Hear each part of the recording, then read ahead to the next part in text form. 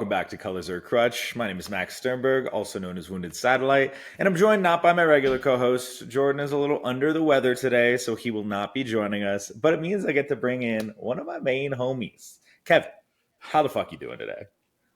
What's up, everybody? It is I, one of the main homies. You are one of the main homies. I've known Kevin since my time living in Columbus, which was now over a year ago, which is crazy to think about. Yeah, that is crazy. I feel like we don't even have the COVID excuse for time lapses like that anymore, where it's like looking back at a time. It's like, well, it was the time skip, not even valid. The other real reason, though, that Jordan couldn't be on is because I'm actually still upset about the Boyle too. You heard it here first. No, I'm kidding. That's a joke. He won fair and square. I had a conversation with someone lately about like people who hate being called certain things and how it just will forever bother them. And Jordan is one of those people that you should always refer to him as the Boyle 2 champion Jordan Drake, because he is unbelievably sick of being called the Boyle 2 champion. I'm for it. But as you may have seen from the title of this video, I know the show is called Colors Are a Crutch, and we don't like to talk about high color decks, but if there is a deck in CDH that is actually utilizing all of its colors in a really cool fucking way, it's Yidris. And of course, if we're going to talk about Yidris, there's only one person in CDH that you have to have on the show to talk about Yidris with you. Kevin, how did you get into Yidris? Oh my God, how did I not get into Yidris is a better question, because after I started brewing this deck, it felt like, wait, am I crazy? Like, why are other people not doing this actually? Like, this is a 4-color good pile. It's a good stuff deck. And then it has so many layers of leveling up in its gameplay that I was like, holy crap. And then it just like got a multitude of tools at the same time. And in a weird way, even the dockside ban kind of made it secretly stronger. Yeah, but I mean, Yidris, you've been playing it for a long time. Even back in the Mox Masters Invitational, the one that happened for the in-person events, you top 16 that on Yidris. Yeah, so actually, I'm glad you bring that event up, because it answers the question better than I just did. Of how did I get to the idea of Yidris? Basically, I am an anti-blue farm activist, nearly. Not that I totally hate Blue Farm, but I totally hate Blue Farm. So basically, I was looking for a deck that could compete, but also fit my personal play style, which is like, hey, when I sit down to play the game, I would like to win the game. And I'd like to do that in a dominant, stormy fashion.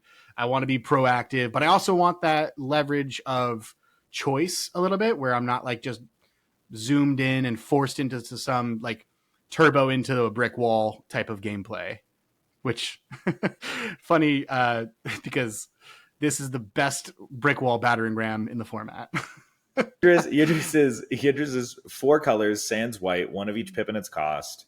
It is a 5/4 with trample, legendary creature, ogre wizard, which I didn't even know ogres were part of Magic, and it has an incredibly unique ability in Magic, which is whenever Yidris Maelstrom Wielder deals combat damage to a player, as you cast spells from your hand this turn, they gain Cascade. So you get in a hit with Yidris, which is a big old creature with trample. It does not matter if Yidris dies in that combat, as long as damage is done to an opponent. Suddenly, every single spell you cast from your hand that turn also triggers Cascade, which is a wild ability. And the thing this makes me think of immediately, you have Cascade on every spell you cast from your hand for the rest of that turn. And what is so cool about that, and what I think it models really well, and what you were doing over a year ago compared to what some people are doing with turbo strategies now, VarrakS has died off a bit because people don't like that. I'm just doing what everyone knows I'm doing, but it's not doing it as dominantly as it was doing pre-ban without Mana Crypt and Dockside and all that kind of stuff. And so people have kind of fallen back on these turbo decks that have a mid-range plan or have some type of backup. And that's where you see the increase in play from stuff like Malcolm Vile, where it's like, cool, it's not as initially enabled with speed as VarrakS, the same way Yidris isn't, but it has this, I can still do all the same things in a Grixis shell, but then I also have a backup Glinthorn combo and all these other types of things the deck can do. And I think Yidris followed that play pattern similarly, where I can turbo out as good as anyone could turbo out. I have all the cards to turbo out. But in a situation where the game goes mid-range, I'm going to cast this commander, and I'm going to hit you with this commander. And together, we're going to see what the fuck happens. And what the fuck happens is you win the game every time. I don't think I've ever resolved the Yidris trigger and not won the game. So yeah, I mean, your likeliness to win the game after Yidris connects is entirely just flat out dependent on the number of cards in your hand, because there is a critical mass. It's about 5 cards. If you have 5 cards, you connect with Yidris and have 4 mana, you should win that game. Yeah. Through at least about 2 pieces of interaction on average is what we found. But kind of circling back to, I don't want to get too into the hairy details yet, because the story of how it was built was interesting. It stemmed from the idea of wanting to basically play a 4-color good stuff deck where you could sit back on a Ristic study, but the cards that you would draw would be very proactive and basically be able to punch through faster than what Timna Crom allows you to do, right? So this sounds like a lot, or it sounds a lot like VarrakS, right? Basically, we wanted to find somewhere that occupied the space in between VarrakS and Blue Farm. So the idea actually started with this deck playing Thrasios Vial Smasher. And ultimately, I felt like the colors were amazing, but there was no agency that Thrasios was consistently providing to the Storm archetype. So I did a little bit of searching. I come across Yidris again. I'm like, wait, I had played this in casual. All of my friends hated me for it back then. Why would they not hate me for it now? This is great. So after putting Yidris together, what I found was that it actually does something that I believe a vast majority of the best decks in the format do, which is that the 99 plays itself very well and very smoothly, while the commander acts as a separate tool when called to basically bust down whatever doors you need to bust down. So you've given us the initial philosophy for how the deck started. Was there some big changes in the overall philosophy that happened that got you to where the deck is now? Is there kind of a timeline to that? Oh my goodness, yes. So when stumbling into Yidris, it was pretty quick that I began to realize, wait a minute, this is almost like Timna if Timna had like a really bad drug problem, which is exactly the level of fun that I would like to have in my CEDH games, right? We'll talk later about that, because I actually labeled that as like needing to have that reevaluation of cards, which is really the whole trick of playing these massive Cascade turns. But the initial iteration was that I wanted to, again, be that in-between space of Blue Farm and VarrakS. So at first, I just obviously go to the internet, see what other CEDH brewers have had put together. And really there was like almost nothing available. So I basically was thinking, well, what if we played this very similar to the way that Najeela was played at the time? And at the time, Memo was going on his crushing range of just turbo Najeela, right? So at first, the whole deck philosophy was built around the fact that, hey, we're VarrakS plus green, meaning we have creature tutors for Dockside. We're always going to do the thing. Veil of Summer turns out is pretty good. It's so good even. In the current iteration, we're on and off Autumn's Veil as well. Specifically, just cascading into something that beats Flusterstorm is, Yeah. But yeah, the second and then third iteration, the second iteration was what I actually brought to the Mox Masters Invitational. That one was very much more so geared towards Blue Farm. It was teched to play a Blue Farm game half a turn faster, and it did very well at doing exactly that. Now, the most recent iteration was after the ban list. I was back and forth where it was like, maybe this deck is dead since we no longer have Dockside. We also don't have Mana Crypt, so mana is coming at a much higher premium for us ad nauseam strategies or the core focused Necro decks. And what I found was the opposite was actually true. The mana production consistency for green, as well as the Cascade always finding you additional mana sources, adding in more cards like Wild Cantor, really doubling down on the Manamorphoses, the dramatic reversals. There were slots that opened up to create those opportunities. And also we had Delighted Halfling, which gives us the uncounterable Necrodominance or an uncounterable Dosen. And we're often playing 2 extra turn spells as well. So it's not an uncommon play pattern with the current iteration of the deck to go uncounterable Dosen, extra turn, storm, win. Yeah, non-deterministic. Hope we get there. Which I'm trying to think. In the original iteration of the deck, which a fun little factoid here, My first ever real tournament, quote unquote, off of Kinnan was Obnixilis and Mox Masters. People might remember that day. But my first ever of any size tournament not on Kinnan was a random local when I was living near Kevin in Columbus, Ohio, where I said, he walked in the door and I just yelled at him. I said, "Did you bring Yidris?" And you said, "No, but I have all the cards." And we were late to start round one because we were scrounging together Yidris. And I'm trying to remember the green cards that were actually in the deck at that time. I think it was just Birds of Paradise, Carpet of Flowers, Veil of Summer, Culling Ritual, Worldly Tutor, like was really the only notable ones. And it's interesting that when you think about the loss of Dockside and Mana Crypt and whatever, where you might think you need more turbo focused cards to lean towards those continuous strategies. Actually, you went away from Worldly Tutor because you lost Dockside, but you might have leaned more into green for the mana production. Yeah. Exactly. And or soft silence effects. A fun fact about me, just as a pilot, I hate the card Silence. It's my least favorite card in the whole freaking format, just because I have cast so many ad nauseums. The table has no answers except for one guy on like Abzan that's like silence. And it's like, okay, we just dead. You die to the freaking Chatterstorm from the freaking Rogthras or something. Like, it's awful. I mean, it's always been awful. Silence is an awful card, but green, I think, does silence in a more respectable manner. And really, Veil of Summer was what turned me on to that very largely. It was that we actually have real upside just to playing this color. Funny with that topic on your podcast, of course, but I mean, it's okay for colors. Yeah, sometimes they give you some value. As long as you're doing a non-blue farm cool thing with it, it's okay. Yeah.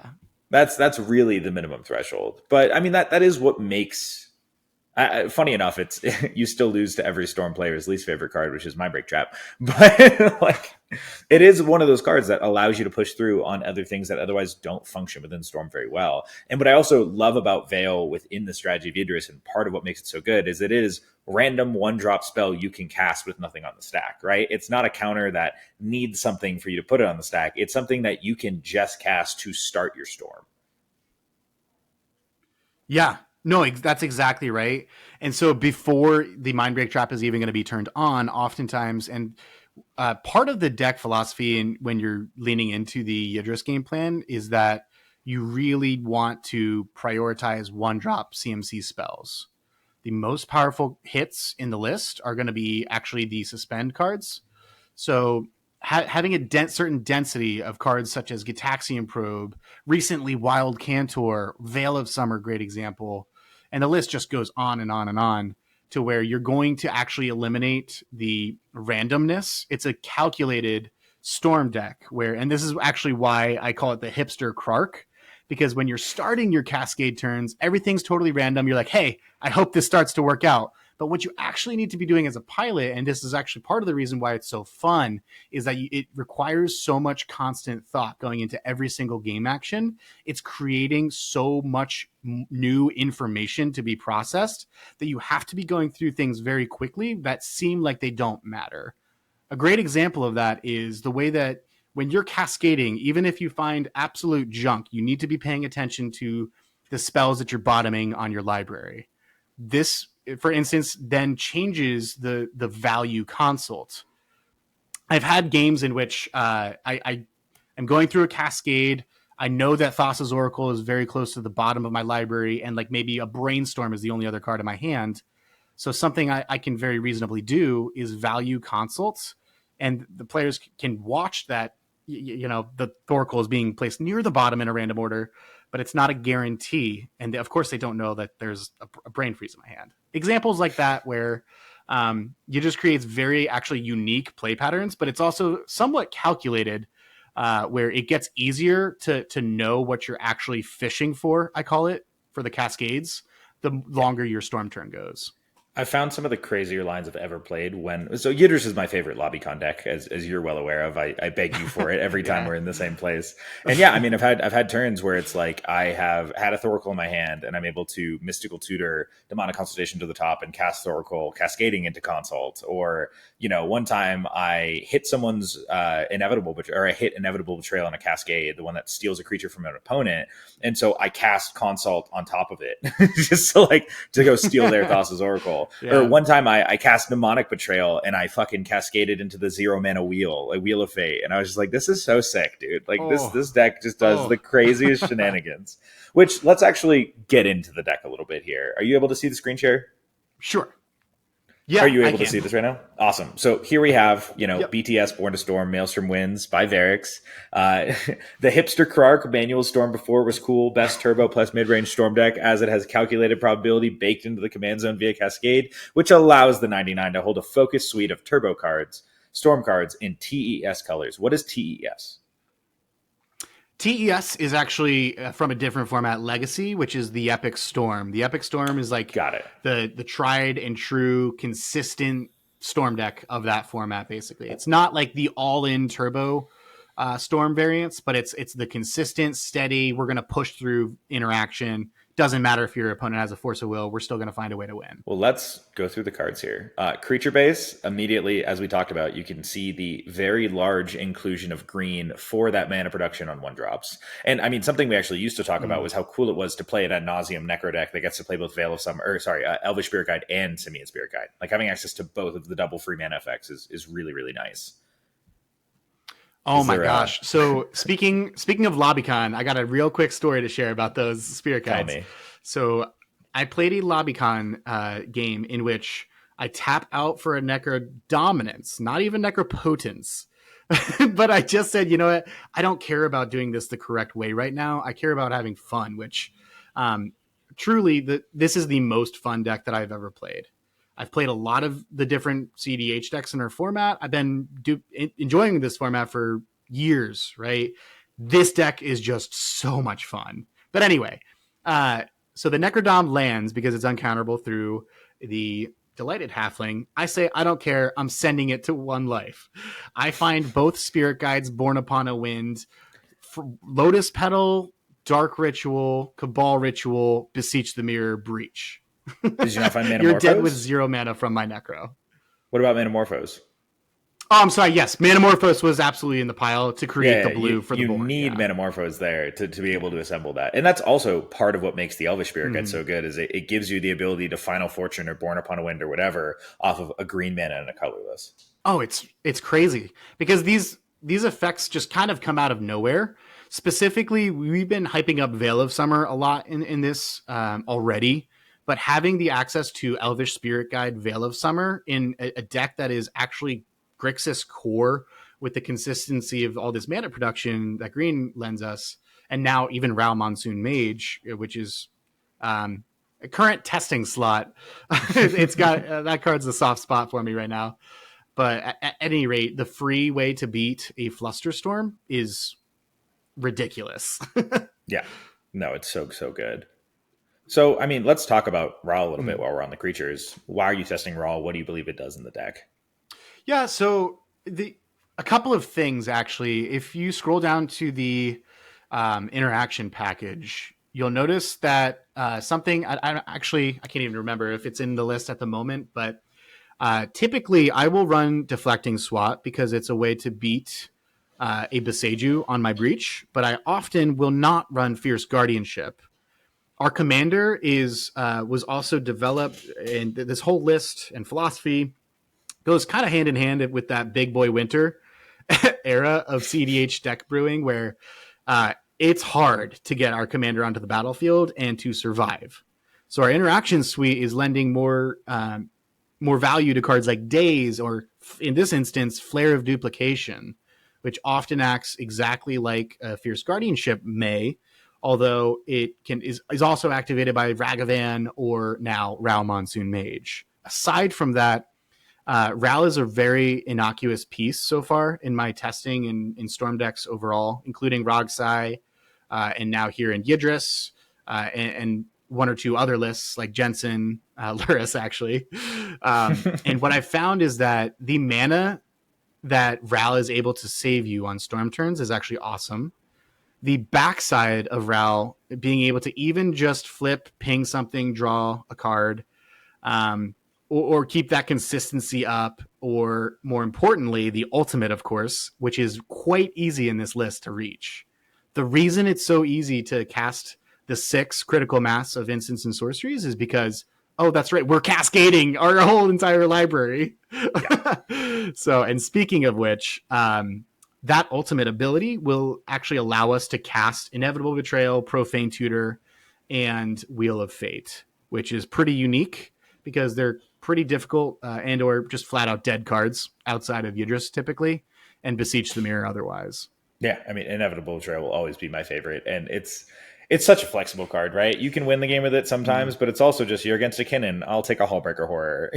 Like you can just do whatever you need to do with this card. It targets whoever you need to target at the table, and they most likely have a creature that you would like on the battlefield. Yeah, and like on that topic, on that exact topic, might as well give you your flowers, right? While you were here in Columbus, you even pointed out a specific line that I hadn't seen previously with the Kinnan brain, of course, where you had proposed to me, hey, wait a minute, you grab it once you connect with Yidris, you cast the Inevitable Betrayal, you grab a Hullbreaker Horror, Tidespout Tyrant, whatever, as long as you have the ability to find mana rocks, which you always do because of the density of 1 CMC spells to find you all of your Cheerios, your Chrome Moxes, etc. You can cascade, make infinite mana, and then begin bouncing your Yidris to cascade your entire deck CMC 3 or less. And I was like, oh my God, I love this card even more now. Yeah. So yeah. We love Kinnan synergies. Yes. But I mean, but even that exact line is something that no other Storm deck has access to my knowledge anyway. I mean, a lot of Storm decks do these play different Praetor's lines of play Grasp. present. But like, who the fuck is Praetor's Grasping for a Hullbreaker Horror? That's not really a normal mana conductive strategy to have, and that's a very specific thing that can happen in this deck because the steal effect is free.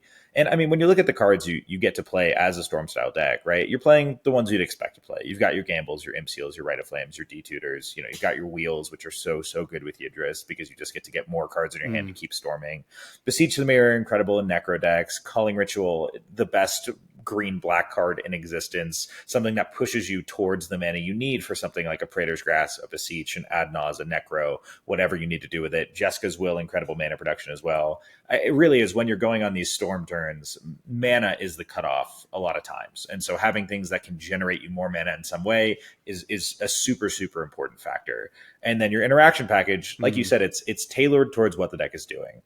There's no Fierce Guardianship because Yidris isn't always on the battlefield. SWAT, sometimes you can pay for it. We have our Jeska's Wills. We have our Rite of Flames. We make a little bit more red mana. You know, even if you're breaching with an LED, it's not that hard to crack LED one extra time to hold up the SWAT type thing as your first crack for 3 red. And then I think Flare Duplication being Fierce Guardianship of this deck was a perfect example because once Yidris has done his job, Yidris has done his job. You don't actually give a flying fuck about Yidris beyond that trigger at that point.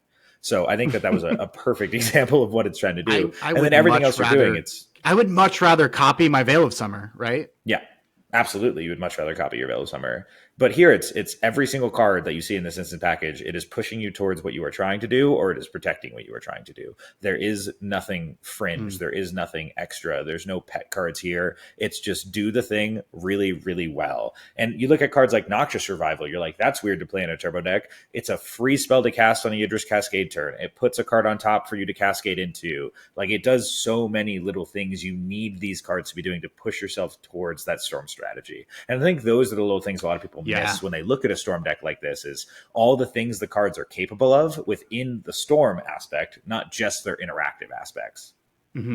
Yeah, that's a fantastic point because Noxious Revival is like one of those niche pieces of interaction, and it's fascinating to me. It always has been how useful Noxious Revival specifically is defensively. But the primary supporting factor for it being in the list is actually because, again, those suspend cards being so pivotal in us actually having successful storm turns. So what it does effectively, as long as there's another spell in our hand, CMC 1 or less, we can, after hitting something like, let's say, Profane Tutor, we're able to just then put Profane Tutor immediately back to the top of our library, which in that instance almost acts like a Vampiric Tutor from your graveyard, right? The top deck tutors in this list are also insane. And you'll notice that there's also a very high density of effectively free spells to cast. What I'm talking about are spells like An Offer You Can't Refuse, Noxious Revival, Dramatic Reversal, Daze, Manamorphose, and then your standard suite of free spells. Specifically, Daze or Offer targeting your own item. Yeah. Yeah, target your own stuff. The only spell that we are a little contentious about Yeah. is it's so weird to say it, but this is a deck that potentially doesn't want to play Pact of Negation. Oh, so actually, what's interesting about that conversation is that throughout the different iterations of the deck, like we were talking about, Pact was very much so on the hot seat in and out. In a more interactive meta, Pact is locked in the list. The reason is because during your Storm turn, especially if your opponents are respecting you, there's not much going on, which, by the way, the number one I don't want to say complaint, but I guess the number one reason that people don't believe in the Yiddy committee is because they're like, bro, when are you casting Yidris? Literally surviving an entire turn cycle and then connecting with him without everybody demonic consultationing for swords to plowshares. I will tell you, the games in which you are allowed to get away with a Yidris connecting are the games in which there's a Kinnan with 14 mana as one opponent, there's a Rogthras with probably 36 mana as your next opponent, and then like a freaking blue farm down there that's drawing off of a Mystic Remora. You are not the main problem. It is an innocuous deck because you can even reveal your whole hand and it just be Manamorphose Born Upon It when you're like, bruh, what am I doing with this?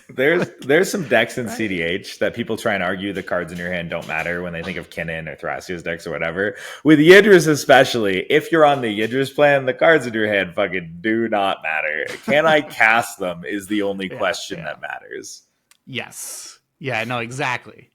I also am a really big fan of the Brainstorm. While we were talking about the Noxious Revival, being able to set up your cascades and again, just like kind of bring that randomness of those cascade triggers to an actual effect. Brainstorm is incredible at the exact same rate because oftentimes, especially when you're in a more grindy game where you have a keep on the back of a Mystic Remora, a Rhystic Study, Steel Enchantment, someone else's Rhystic, whatever, you're going to draw into these effects that you may need to really close out the game. Being one of your suspend cards. So Brainstorm is just incredible how it is able to put those cards back. Also very incredible at setting up what you need for your Necropotence turns. What I mean by that specifically is I've had multiple instances in which I'll have both Crop Rotation and Emergent Zone into my hand.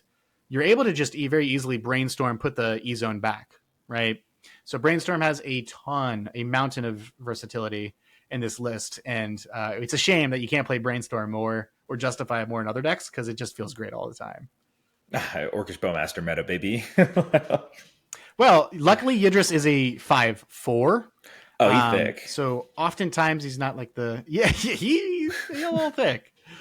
But Kevin, I think your Yidris has died to a Bowmaster before. Oh. When might that have happened in the game?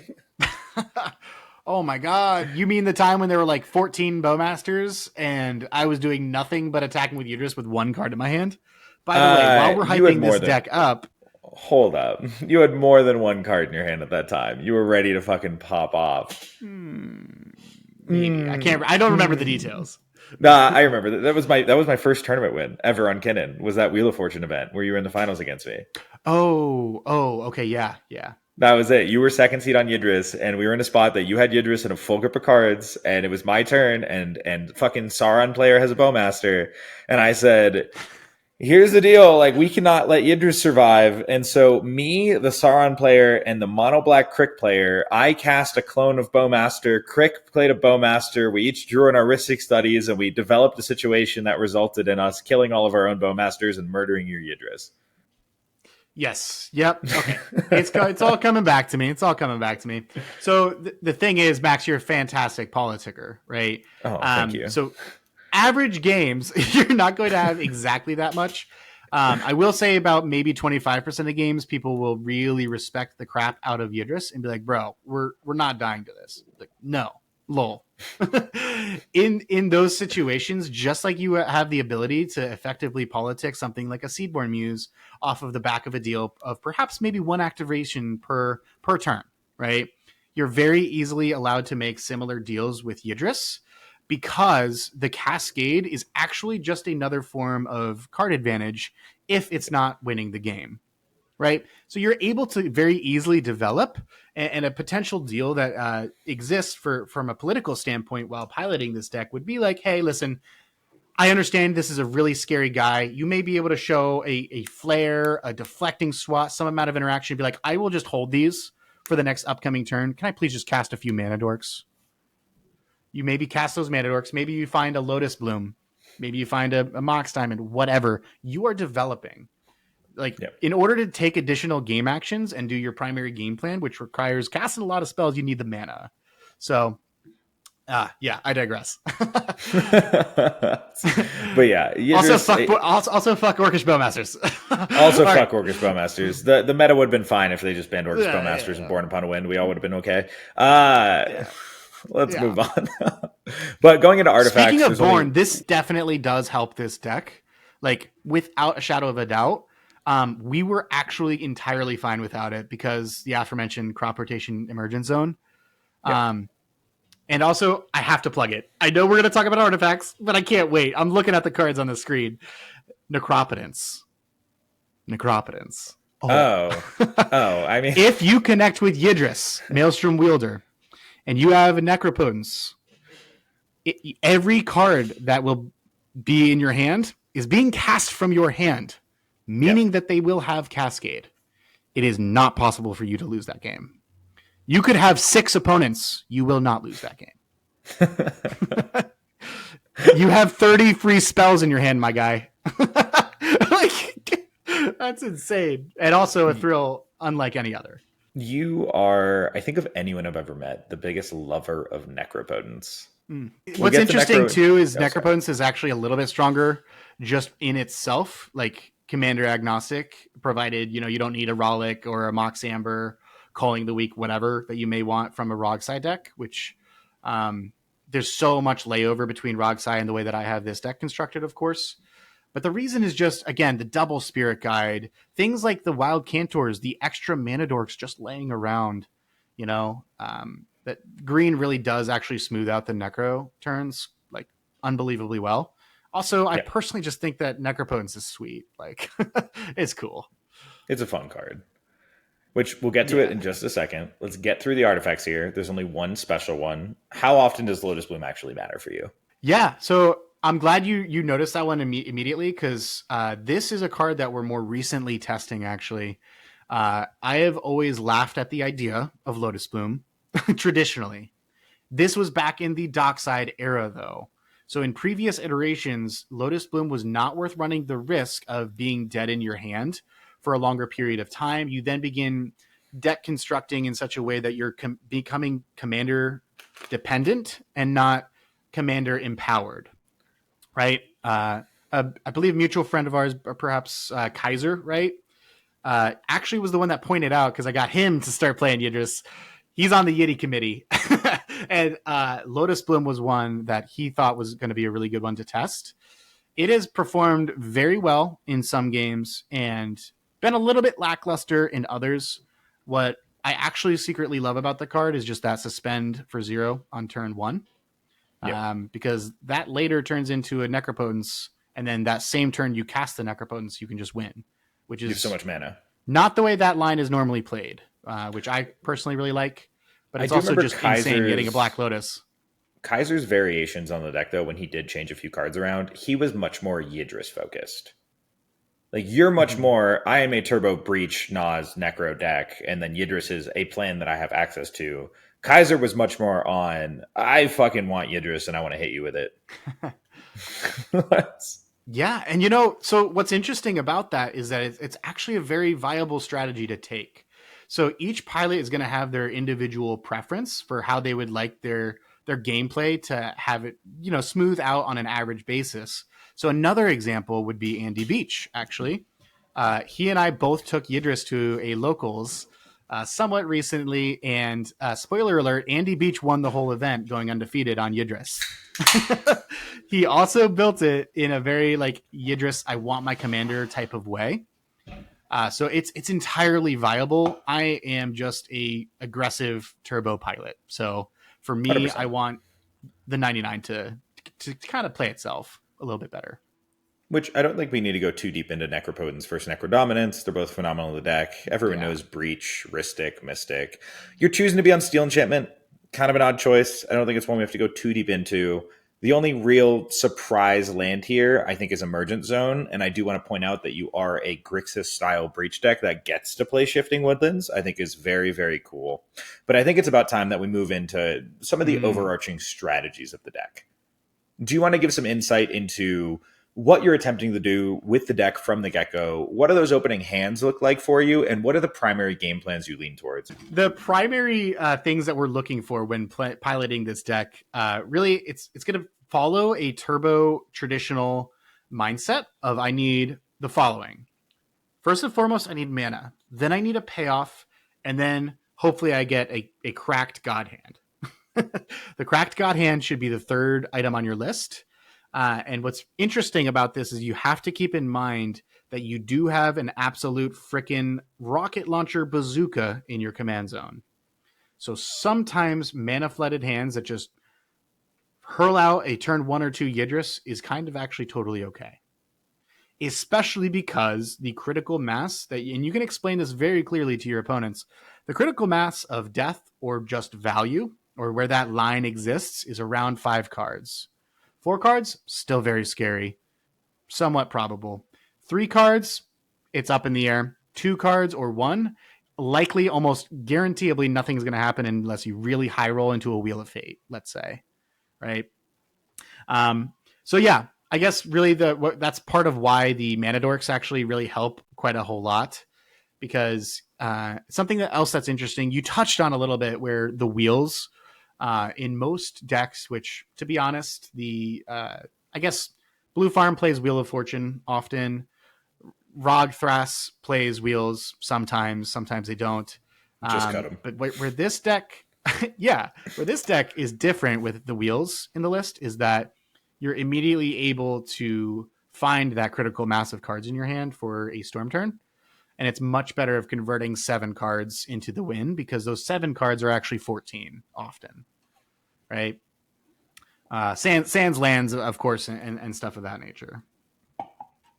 But one of the things I like about Yidris, and you touched on it really, really well with just like the busted mana hands and the bazooka in the command zone, is you get a lot of turbo strategies. If you ever talk to an experienced RogSci pilot, the all mana hand is a trap. You literally can't keep it. You know, your hand can make 25 mana on RogSci, which obviously they can't make 25. But like, let's imagine your hand made 100 mana on RogSci. You don't keep that hand because you cannot keep a hand in most turbo strategies that lacks a payoff, right? Blue Farm gets the backup plan of Tymna and Crom. You know, Thrasios decks can keep the all mana hands because they can start converting that into cards with Thrasios. Kinnan decks, we don't love the all mana hand just because Kinnan activations as your only plan are pretty slow and unreliable. But Yidris, if you just get a hand that's like, cool, I have a Birds, a Tinderwall, a Spirit Guide, and a few lands, and then a couple other spells, it's like, okay, I can turn to a Yidris here, and that might fucking do something. Like it gives you the option of just keeping this massive amount of mana and then trusting that, especially if you don't have to cast all of it to get to Yidris, a turn 2 Yidris into a turn 3 hit, you're most likely going to go somewhere with it. It still gives you that kind of a game plan where you can keep the all mana hand. Mm-hmm. Yeah, no, that's exactly right. It's never going to be your primary game plan. So especially with the way that my list is specifically constructed, aside and separate from players like Kaiser or Andy Beach, Yidris is never going to be my number A plan, unless I'm in a pod in which, oh my God, clearly everybody has a Force of Will in their hand. Like, let's say we know for an absolute fact that going fast is not the answer.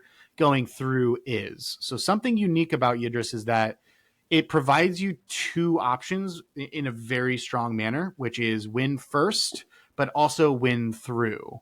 So, of course, everyone's probably heard at this point the 4 Ken Bauman ways to win. Win first, win because, win after, or win through. This deck does a really good job of even sometimes winning after, specifically if your game plan becomes the Mystic Remora, the Rhystic Study. At the end of the day, I'm playing 4 dead cards, right? And I'm playing a 4-colored Storm deck, meaning with additional crop rotation E-Zone capabilities to win at instant speed. I've got the Born, I've got the Valley Floodcaller, we've got the E-Zone. So there's a multitude of ways we can just like sandbag until we throw the breach on the stack. And that's actually part of the reason our interaction package is a little bit more, I'd say greedy. I mean, it's not lacking too much when it comes to counters, including stuff like Veil of Summer. You've got 1, 2, 3, 4, 5, 6, 7, 8. Oh, I counted Crop Rod as Veil. Whoops. 1, 2, 3, 4, 5, 6, 7, 8, 9, 10, 11. You have 11. Like, that's not terrible. They're a very specific 11 with stuff like Flare of Dupe, Deflecting Swat, and a Yidris deck. But you do technically have 11 counterspells. Yeah. I guess that is true. It's just the direct comparison in this regard is always going to be to a deck, because we're looking at a 4-colored Storm deck. Obviously, ours is much more focused in that Storm strategy, but the direct comparison can oftentimes be a deck like Blue Farm, because that's often what they're trying to do. By the way, that's why we're stealing their freaking Smothering Tithe. Get out of here. Fuck that shit. But also, I mean, again, like what you said, when you look at this interaction package, as long as there's a blue permanent on the board, you can cast this. You can cast this fucking whenever. You can cast this when anything is on the stack. You know, you can copy whatever with this. You can just cast Veil. These are counter spells that work in a counter war, but they also still function on your Storm turn incredibly well. Yep. Super easy swaps. I mentioned Veil has actually overperformed so much for me in this list. Oftentimes I'm swapping Lotus Bloom and Flare of Duplication for Autumn's Veil. And in some cases, there's other interaction pieces that you can that might be worth looking into, like Fierce Guardianship is the obvious one, of course. Even Misdirection sometimes, because it could be just worth it for you to convert that 5 CMC spell on a Storm turn. Speaking of 5 CMC, let's go into the next bit, which is Ad Nauseam. Ad Nauseam. But realistically, that's low. I think Ad Nauseam, well, so our curve is already low. That's only super relevant to us, though, when Yidris is not on the field. Just like how I was hyping up the Necropotence, Ad Nauseam is substantially more lethal in this list. That is one of the reasons that I said, like, post bans, even though Ad Naus as an individual card got substantially worse, Yidris now gives us a justification to be an Ad Nauseam deck. Because once he connects and Ad Nauseam resolves, even if we draw 10 cards off the Naus, those 10 cards have Cascade. So, which just pulling up here, for example, Trebnick's list is known as a pretty turbo version of Blue Farm, and these are his CMC Ad Nauseam numbers. Where without Ad Naus, the average mana value of CMC in his deck without lands is 1.32. Yours is 1.17. Yep. And that's just because we shave cards like Mindbreak Trap. We don't need Mindbreak Trap. We don't need Force of Negation. Our primary plan here is not necessarily to be an overall well-rounded deck. We are still, while slanting similar to and in comparison to a deck like Blue Farm, we are in that same way to Rogsai. We have the same relationship. We're just right there in between with a frickin' bazooka in the command zone. So, yeah. Which, let's take a look, actually, for comparison. What does Rogsai's CMC numbers look like? Because I believe they're not that great. They're way higher.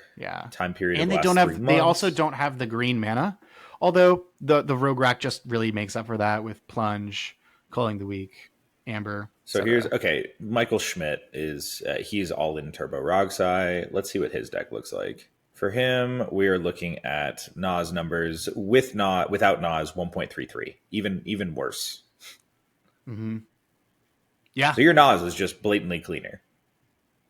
Yeah, exactly. And with additional pieces of effectively, or not effectively, but in Magic Christmas Land, which as one of my friends, you know, I love occupying the Magic Christmas Land space, especially while we're talking about ideas. So having the double Spirit Guide means our Pyro, Reb, Veil can all be effectively free in some cases. So it's very interesting. Some of the swaps that could exist if you need more interaction in specific metas, of course, the Lotus Bloom, the Steel Enchantment, some of those like obvious cards like Flare, even Daze sometimes, because if it's a highly interactive meta, you're not going to need that fast interaction. Although Daze is just so funny. Oh my god, I love Dazes. It fucking gets people. And being able to Cascade as a 2 CMC spell is phenomenal. Yes. But I do think the worst one for this is Force of Negation. You don't want to use that shit. You do want the card in the list if the meta overall swings much more turbo heavy and you are a type of pilot that enjoys winning after more. Because this deck very easily, just like Blue Farm, can be commander agnostic and just say, hey, I would like to put into play a Mystic Remora and a Rhystic Study until I am comfortable winning the game. Yeah. That's completely fine. The only difference between this list and that one is that we don't have Cavern of Souls for our Grand Abolisher. But we do have Delighted Halfling for our Dosen the Falling Leaf, which is way cooler anyway. Well, you're not currently on Dosen, but... I'm not currently. No, I'm too turbo-pilled. But that's a super easy swap for a card like Ral, which is a test slot at the moment. I think the last thing we should probably go over here is let's actually go through a couple of hands with Yidris and see how you would play these out in a hypothetical game. How's that sound for you? That sounds wonderful. Goldfishing this deck is almost as much fun as playing it because you are going to be playing some solitaire on this thing. But your opponents will still love you because it's cool. First, let's go completely... Yeah, opponent agnostic. Let's just talk generic hands and what they can kind of do. This is a shitty first 7. Here's a second 7, which you also can't keep. Also crap. You're going to have to mulligan very aggressively in this deck as a heads up. This is our first tricky look. We have the ability to just drop a bunch of dorks, but we have 1 land. We have 26 in the list. We don't want to just send that Spirit Guide into the abyss for a Wild Cantor. Remind me, please, what mole we're on? Is this 5? This is 6. Oh, 6? No, we go to 5. So this is probably, I mean, if you were to keep it, you lose the Veil. You just keep all the mana. Yeah. And then you just, any live card, wheel, study, demonic tutor, etc., you're immediately live. This hand is playable. That's why I say it's our first tricky one. If you draw a land, the exact same way you're doing. Oh, you win the game. There's a mystical tutor. Great. And then here's but it would 5. take time. Okay. I don't like this 5. We're going to 4. We might just be calling this game a loss. This is actually not that terrible. What this hand provides us, because we have a density of cards like Inevitable Betrayal, Praetor's Grasp, and so on, we're able to get really aggressive with our Demonic Consultations, just like a Rockside deck would. What I mean is we could just keep consult, land, Daze if you're really worried, but no one's going to counter your fish when you mold a 4, right? I would even be tempted to keep the City of Brass. That way we can guarantee that we're making land drops turn after turn. Just turn 1 console, end step into turn 2 for fish. Let's see how bad that looks. You're always taking a gambit when you're doing this, but it could very well, depending on the pod. Oh, of course you draw land. Boo. Depending on the pod, it can be great. 3, 4, 5, 6. We'll have Jordan speed this up in editing. How deep do we go for this Mystic Remora? You lose Thoracle. You lost Necrodom. You lost Born. You lost Tainted Pact. Bye-bye Fluster. So what? You lost Culligrid. What I need... Ellie. So we get someone else's Thoracle. Oh, there it is. Mm. So we Demcon get Mystic Remora. And now we're going to untap and draw for turn. Let's see what is left in our deck. We have 23 cards. They do include Inevitable Betrayal and Praetor's Grasp. So technically you have a line, but this is atrocious, Kevin. These are actually entirely prime examples, though, of where the small choices that you're making have to be noted mentally, and then you have to just like remember what you're bottoming constantly. For especially if you're going to get aggressive with a console. Really, that's true for any deck. But so you play a fish, you draw 2 cards. You untap, you pay for fish, you play Badlands. I imagine you just suspend this. Yeah. Yep. I'd probably play out Ral here, just because I don't know what I'm going to be really drawing. I don't think there's. I would want to take lose this game though. It's only turn 3. Well, now it's turn 4. Here's where we're at. I imagine we just keep paying for fish. Actually, what I'm doing here in this instance is probably Depends on how scary my opponents are. I am tempted to cast Yidris instead. Okay. We can explain to the table that we have exiled our Thassa's Oracle. We have exiled our Underworld Breach. We're just casting Yidris because we have no hope. What else are we doing? Okay, we're going to the next turn, and we're swinging this tank at someone. We play out the Lotus Petal, right? Yeah, it's honestly just really annoying to cast your 0 CMC spells after Yidris connects because you do still have to shuffle. Shuffle every time. Yeah. Okay, so I mean, you swing with Yidris. Do you want? Is it worth waiting a turn for Lotus Bloom or no? No, never. Okay, this is a reason why Lotus Bloom is a. All right, we're gonna start. You have 5 cards in hand. How much mana do our opponents have? Enough, brother. They have interaction. Okay. If they have multiple pieces, we're starting Rite of Flame. We're starting Rite of Flame. Cool. Cast Rite of Flame. Cascade.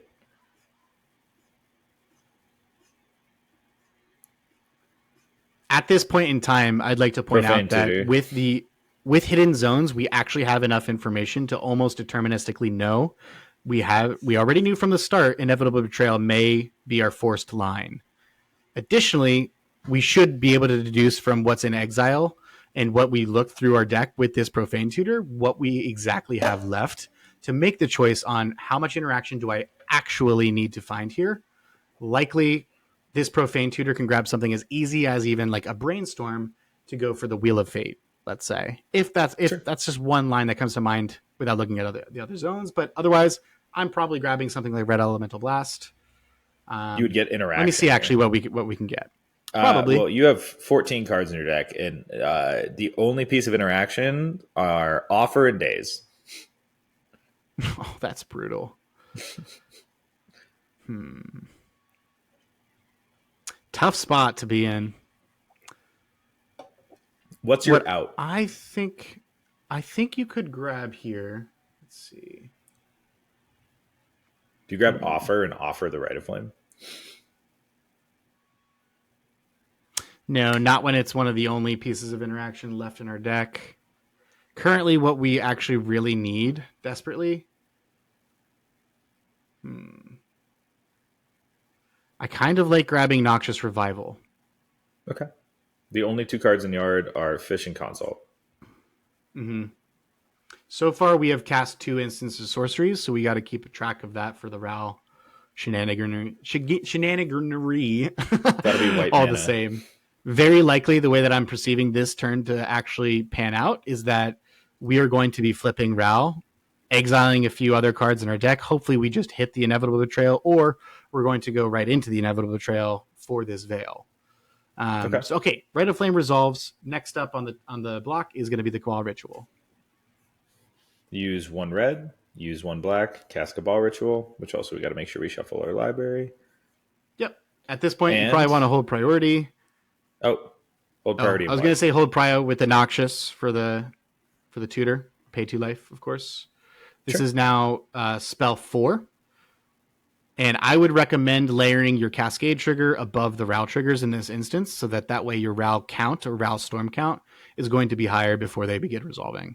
But that'll matter more on the Cabal Ritual, of course. So now we can only hit a 0 drop here, which is going to be Inevitable Betrayal. That actually sucks. I think it was your only 0 drop. We are now. Oh, well then, yeah, maybe we don't Noxious here. We're now in a tough spot because ideally we would really just love to go find something like Grand Abolisher. Sure. Especially given the number of cards left in our list. And we can't activate the Ral at instant speed, right? I think we have to bottom this depending on what else is in the deck. Okay. So Cascade is a May. Yeah. Because it's our last line, we committed suicide with our Mold of 4. We're going to have to make some suboptimal choices. So you put Profane Tutor on top, I'm sure. Right? With the Noxious. And then Profane Tutor is then the Cascade from Cabal, which gets us up to 6. So you can flip a coin which to means spin Ral. Now coin flips matter. Well, it would actually be, it would be on the Cabal Ritual would be the flip that you have the option of spinning Raw. So Profane Tutor, what are you getting if this Actually, resolves? no. So Ral's Storm Count, the way that that's going to resolve, if sorry if I misheard you there, but the way It that just that cares about how many you actually cast. plays out, it cares about Yeah. when did you cast it, yes, no, and then the triggers are placed on the stack. So it's by the time they resolve. So we have 2 chances at 6 flips. Well, let's flip it here. Let's see what happens. Heads, I win. First, we got to resolve. Oh yeah. So first flip, heads you win, sure. You lose. Sick. I feel What that are you getting one, with homie. Profane Tutor? All right. Does Profane Tutor resolve? They try and counter it, and then you hit them with the Veil of Summer, and magically We cast that a Veil. cascades Yeah. into Inevitable Betrayal, which you bottom. Yep. Yep. And then Veil magically Christmas Land resolves. No, I don't think it does. Okay, Veil gets countered. Veil likely gets it countered. eats a counter. It eats a counter. We're gonna. It's turn 5. There's 2 to 3 pieces of interaction likely. Although oftentimes on turn 5, the way games do play out, if we're still alive, I mean, table could very well just be out of interaction. But regardless, Cabal Ritual resolves with the Profane Tutor. We are going to go find. You have a Rao flip. Oh no! You have Profane Tutor first. Yeah. What are you getting with Profane Tutor? I am getting Praetor's Grasp. Okay. That goes to hand. Close and shuffle. Next, we have a Rao flip. Ooh, actually, I might grab Beseech the Mirror. Sure. Beseech might actually be a little bit nicer. Yeah. Because you could theoretically cascade into your Praetor's Grasp. And now we flip a coin. Heads, we win. That is a heads. Rao flips. Game too easy. Okay, so now we ultimate Rao, and it dies. Right? Well, I guess Cabal Ritual resolves. Then we ultimate Rao. Notice that we have 7 cards in the graveyard. We make 5 black mana. No. Sorry. Rao would still be on the board when this resolves. You don't want to make 3. Word. Okay. Sorry, brother. Drat. Drat. I mean, is there a world so you have 3 black mana. I imagine you ultimate Rao here. It's top 8 cards. There is actually very much a world where I might just want to beseech for 1 discounted cost there while the Rao still. But yeah, let's just send it. Oh, this is gas. Okay. We already did it. It's too much. We have the information. Praetor's We Grasp, chose the line. Inevitable Betrayal, Dark Writ, Soul Ring, Daze, Felwar. Wow, 1, 2, 3, 4, 5, 6, 7, 8. Okay, so Exile. There's 4 cards left in our library. Exile. Let's go. Exile. Pretty sure you win the game here. I win the game. So Praetor's Grasp for a Grand Abolisher, cast Grand Abolisher. Go ahead and that shit's uncounterable. Basically, you have days backup. Come on, somebody. Yeah, you backed it up with days. The line. We might actually even just want to beseech for something. If they're depending on what's left, we'd have to look. But. You beseech for Metamorphose. Metamorphose will then draw you another card, getting you to 2 cards in library, and then you Inevitable Betrayal for Thassa's Oracle. Yep. And our devotion's actually 3 because of the Yiddy. That is just a crazy line we just took. Prime example, obviously not all that powerful. We're talking a big game here saying that we can contest decks like Blue Farm and Rogsai. We obviously took the roundabout a few times here, but great example of the weird storm lines that exist. That was a bad DemCon. Let's do exactly one more here. Do you just keep a Wild Canter Necro hand like this with a Mystic Remora? Snap keep. Yeah. Right. This is really just too good. Yeah. Turn 1 fish on the Volk. Or do you mana first? Sure. Depending on the decks. Are there multiple green decks? I like the turn 1 Wild Cantor. If there's not multiple green decks, everybody's going to be developing artifacts early. Let's say it's Kin and Rogdrass Blue Farm. Like the most standard of matchups currently. We're just going to assume everybody mulled to 6, right? Sure. 6 or 7. I like Wild Cantor first there, and I'm going to use Bloodstained Mire for Bayou. Bayou's a really nice early fetch target, specifically when you have cards like Wild Cantor Necro. and Volk already in hand. Yeah, exactly. Yeah. This now gives us so we the go option to turn 2 here. to turn 2 Ooh. Necro. Looking good, baby. Oh, this is one mana of any color. So yeah, what do you think you're doing here? Is it just Fish Mana Vault? It's Fish Mana Vault, most likely. Given the pods that example that we're playing into, we don't have to lay all of our cards out on the table. But what we can do very, very quickly here is develop 6 pieces of mana, 6 little bits of mana here with a fish. Sure. Yep. I mean, I think in this position, it's very likely in the turn cycle, VarrakS casts Thrasios, Kinnan casts a Mana Rock, Blue Farm casts 1 non-creature spell or something. You probably get to draw 2 cards. Okay. And now you're just on kind of the typical fish game plan. Mm-hmm. Ooh, hold up. We get to do something cool now. Okay. I wouldn't tap that. Fish dies. Well, this was to fish and upkeep. Oh, you just let fish die. Oh, I'm sorry. Wait, hold on. Pause that thought. That's a time twister, not a wheel. You did not know my that. Thought. Yeah. So shifting woodland can become Necropotence, which is virtually uncounterable. Know that you had shifting woodlands when you were deciding on fish. It was the draw for turn. Yeah, we hardly have anywhere near 4 different card types in grave anyway. So yeah, we pay for fish. I imagine Bayou. Yeah. And at that point, now you can just Exotic Orchard Deathrite, keep up the mana production. Yep, we're holding up Snap in case Kinnan goes crazy. They want. I mean, it's only turn 3, right? Like we are in a slower meta where things are really popping off on turn 4, turn 5. And so you're kind of in the position that, Blue Farm has a Ristic down, or they've started the Tymna plan. Kinnan is holding up 1 activation. Rogthras is holding up 1 or 2 Thrasios activations. Like we're getting to that point of mana production where we probably get to draw 2 or 3 cards again on this turn cycle. Ooh. Now I wish we didn't tap the Bayou. Goddamn. we still have the Wild Cantor. Would you do this on the end step?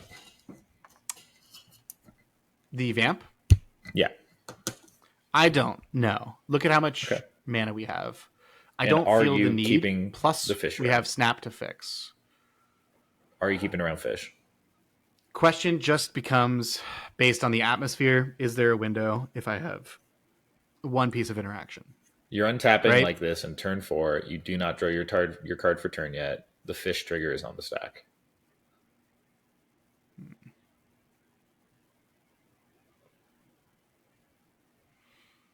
Fish is on 3, or is it 2? This would cost, you played it on turn 2, so it would cost you only 2 mana to keep it around. The table's been yapping a little bit about how scary I am. I am going to actually tap my Mana Vault and pay it. The Mana Vault to pay it. Interesting. Yeah. I'm like, guys, listen, I know that there's a lot here. I'm literally just developing my board. I will show you my hand. I will not cast this Necropotence. I'm literally just playing this game of Magic. Draw my card. Land. Yidris. Pass. Which land? Verdant Catacombs, Underground. Verdant Catacombs, Underground Sea, Yidris, Hold Up Wild Cantor, Deathrite, which gives us both Snap and Vampiric Tutor to find interaction as needed. It's Yiddy time, baby. Yeah, it's Yiddy time. You draw another 3 cards. Nobody's doing anything in this game.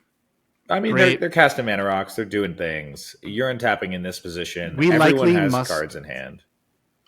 Okay.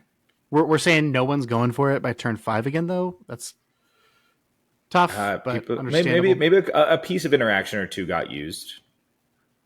Okay. But you have to realize we're in a position. Blue Farm's got the Ristic. Rogthras is drawn with Thrasios. You know what I mean? Like it's a slowed down game state. Kinnan's a grindy deck as well. Let's say we're up against 4 pieces. Would you say that's fair? That seems very fair. Okay. So let's go ahead and get the party started. Fish can die. Fish is dead, which is wonderful, secretly. It's an enchantment now in our graveyard with this Shifting Woodlands in hand. We're going to attack with shifting as land for turn. We're not playing land. We don't need to haste into that because we want to keep that piece of information closer to our chest. Sure. So we're going to connect. Obviously, what are they blocking with Tymna? Nerd? No. So we have the trigger. Start with Snap on Timno. Timno or Kinnan? I'm not kidding. Yeah, get We're rid going of for it. Very likely a piece of commander interaction is Fierce Guardianship or SWAT. Yeah. So Timna activates both. It's objectively correct if they've not used it to snap. Cascade trigger. Dark Writ. That's so awesome. Dark now Writ three. resolves. All right. We got 3 black mana. Sick. We untap the lands. I would say this probably gets fierced. Or something. Okay. We'll bite. We'll say, you know what? Didn't have to be this way. I will cast Veil of Summer. Veil. Which I probably should have been smarter about how I tap that, but sure. Veil of Summer. Yeah, whatever. Trigger. Yeah, whatever. Yep. Show me a 0 drop. There's 3 pieces of interaction left, correct? Something like that. You don't know it, but you get a Lotus Petal for free. Okay, sick. And they're going to counter Veil. They're not letting you have a Veil. Oh my god, yeah. Veil probably eats an MBT. People love MBT. Not even MBT. It just eats a misstep. Nothing crazy. Okay, sure. Snap, back on the stack. It gets fierced. That's where we're at right now. Yep. Okay, fine. Well, we tried to have our fun. Unless, do you want to cast Vampiric Tutor with the Snap still on the stack? So, we were talking about Pact of Negation earlier. Something that we could do here if we had different cards in our hand would be to then Vampiric Tutor, hope that we hit the Pact of Negation, and if we do not hit the Pact of Negation, place the Pact of Negation on top of the library, setting ourselves up for a free counterspell. Double free. That's not the case necessarily. You could just vamp for Consult and then cast the Oracle here. That's not going to be your strongest line. So your strongest line right now, you have 3 black mana in your mana pool, and you have Shifting Woodlands. You've not made your land drop for turn. We've eaten 2 pieces of interaction. We mentioned that there was going to be 4 pieces. So my next line of play here, instead of going for broke, which is the Thoracle Consult, I would actually like to go for Necropotence now. We have Xaxes mana to go for Necropotence plus the Vampiric Tutor. Now, we can get a little bit tricky here. Born Upon a Wind is going to be much more difficult to have resolve. So if the Veil resolved, of course, we don't care. Veil did not resolve. We might actually want to take the line where a Snap is just going to get countered. Sure. Or we're going to Vamp Tutor first, though. Our mindset is Snap gets countered, Vamp Tutor, and then we're going to Vamp Tutor Born Upon a Wind. That way we can cast Necropotence, Cascade into Born Upon a Wind.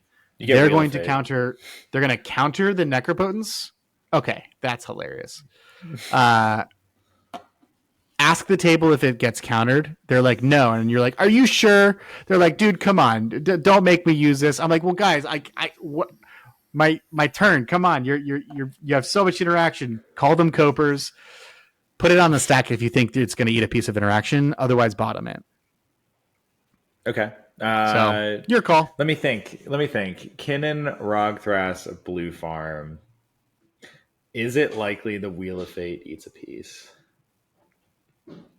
I don't. Bro, Blue Farm has 20 cards in their hand. Oh, they don't have 20 countering cards Wheel in their hand. I mean, I guess if you're imagining they have a Rhystic Study through this whole Storm turn, then there is a good chance they counter the Wheel of Fate. They do. Yeah. Then they probably counter Wheel of Fate.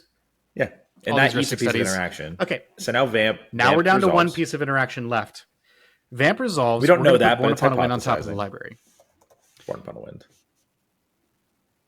If it doesn't resolve, we win the game even easier. If it doesn't resolve, that means there's no pieces of interaction left. There's been 4 pieces eaten. We have enough mana, 3 black floating to just slam Necro. Easy peasy. But instead, slam Necro. Snap is going to get countered. We slam the Necro. Cascade trigger. Cascade trigger is going to be Born Upon a Wind. Whether they counter in response or not, it's going to make sense to your opponents, and they're going to laugh at you because they're like, haha, what an idiot. We countered his Necro. Sure, you can have Born. Born resolves. Necro countered. Necro gets Born countered. Draw we draw a card. LOL. That's hysterical. We play our land for turn. Shifting Woodlands. Yeah. Oh my god, the temptation to cast this Culling Ritual is massive because you can is just activate it huge. afterwards. Well, we But have a Wish that's Claw. not safe. And you got Wait, the we Wish have Claw, but you need the Culling Ritual to resolve, which is you don't necessarily know if there's a fifth piece of interaction, let's say.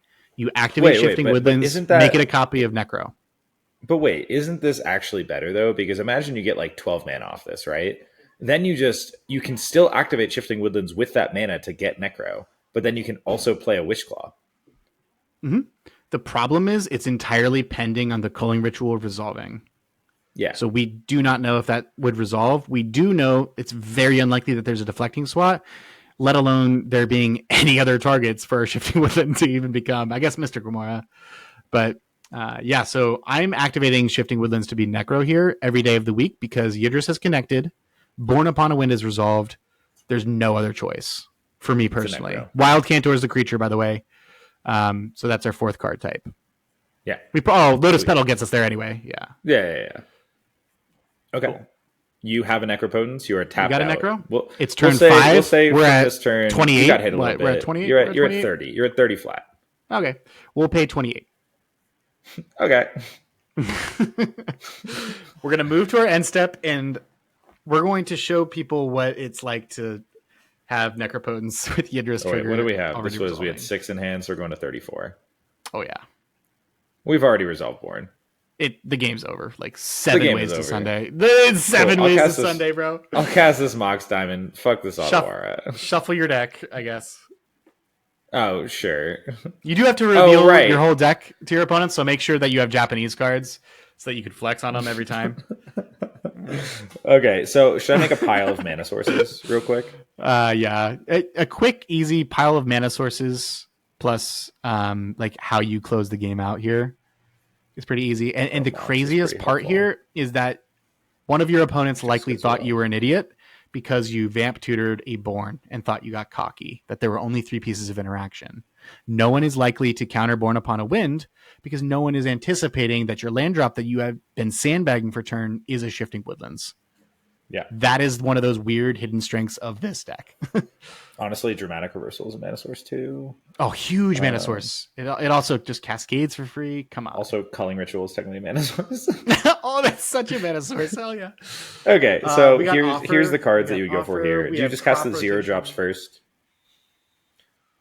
At this point, we currently have access to SWAT, Fluster. It almost doesn't even matter, to be honest.